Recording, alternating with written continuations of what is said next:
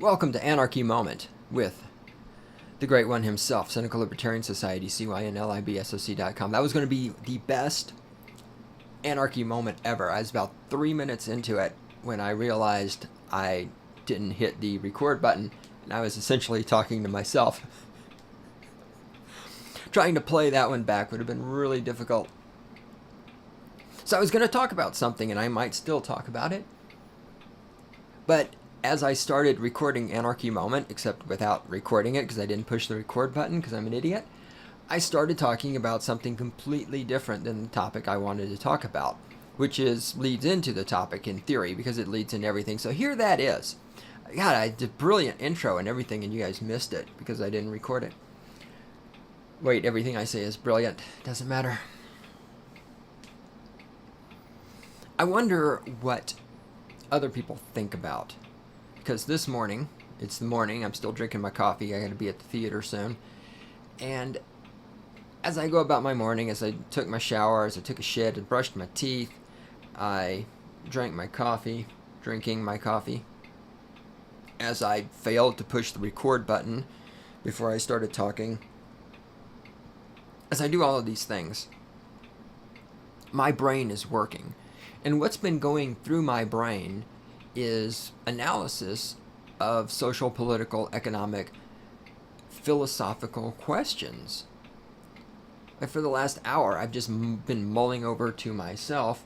In this particular case, I started off with gender relations and how women are trying to compete with men by acting the way men act and then not understanding why men aren't interested in them. You know, and the Miley Cyrus cutting her hair off and acting like a skank, and, you know, why do women do shit like that? Because they clearly don't do it for men, because I'm a man, and I don't think there's anything about that which is attractive. I don't look at Miley Cyrus with this shaved head and the skank behavior and go, ooh, I want to marry her. You know, right? So I'm thinking about all this stuff. I'm just mulling things over in my mind, which led to what, in theory, I was going to talk about in this edition of Anarchy Moment. But then thinking about that led me to the question of, what is it that those of you out there, especially those of you who are statist, as you're going through the day, I'd be really curious, like, what do you think about? It's just, you're brushing your teeth. What's going through your mind? Like, when I'm brushing my teeth, I'm thinking about,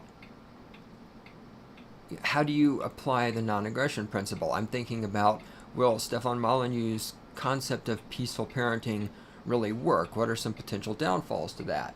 You know, I'm thinking about, will movements like the Free State Project actually be able to function? I'm thinking about, is Bitcoin really a viable alternate currency, or is it something that's going to collapse? You know, I'm thinking about these kinds of questions, which is part of why I can reach conclusions that aren't based on watching television and believing everything that Obama says. And so I think it's like, I really don't like people who make this the brain is a computer analogy thing, because it's not, and there's just shit tons of reasons why I could explain why that's not true and why it's a bad analogy. I think I may have, in fact, already done that on an episode of Stating the Obvious. And if not, I'm sure I'll do it again in the future, because that's something I need to talk about, want to talk about. But if you have a computer and you're trying to solve a mathematical problem, okay, the more computing resources you throw at the problem, the sooner you're going to reach a conclusion. I would say the human mind is much the same way. The human experience and the process of human growth, right? The more time you spend thinking about something, the more of your brain power you throw at something, the sooner you're going to reach an intelligent decision, right? And so this is why I think that my theory is that most of you out there must spend absolutely no time thinking about this stuff. I mean, you cannot, for example, homosexual marriage. Homosexuals wanting the government to give them permission to get married, while at the same time trying to make the argument that the left makes, that, you know, you own your own body, that you should be able to do whatever you want to do. And then, of course, this is providing, of course, the government gives you permission. Okay, I mean, the conflicts in that entire concept are readily obvious to anybody who thinks about it for more than 30 seconds.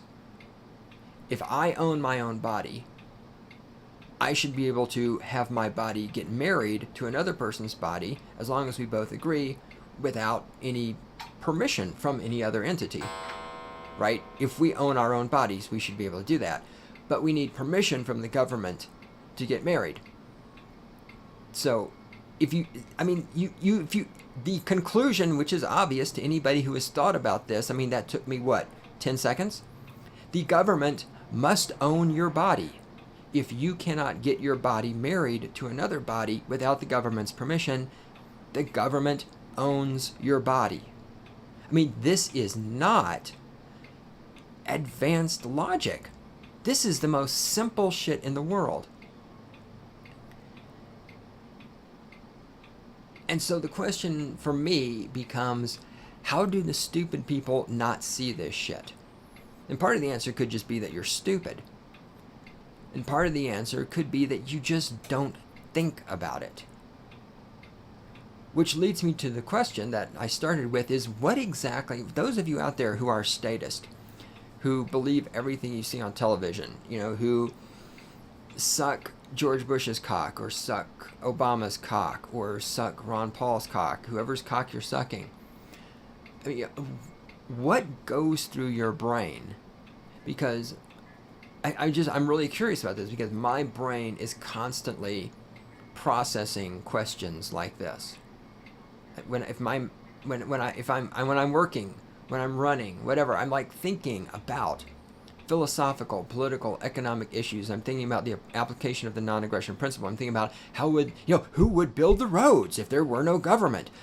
This is why when those of you who are statists, you say that, like you're a Rhodes Scholar, and like you've defeated every argument. Because do you really think that of the thousands and thousands of libertarian thinkers, Murray Rothbard,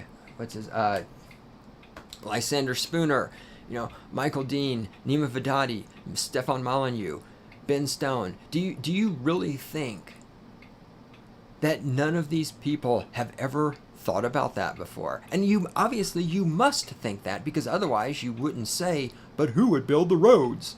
As if this is some actual serious philosophical, radical argument against the government not murdering people. I mean, clearly you haven't thought about this. So the question is, do you think other people haven't thought about this? Because we have, which brings me back. It's like, I want to know, you're brushing your teeth. What is going through your mind? Are you thinking about Miley Cyrus?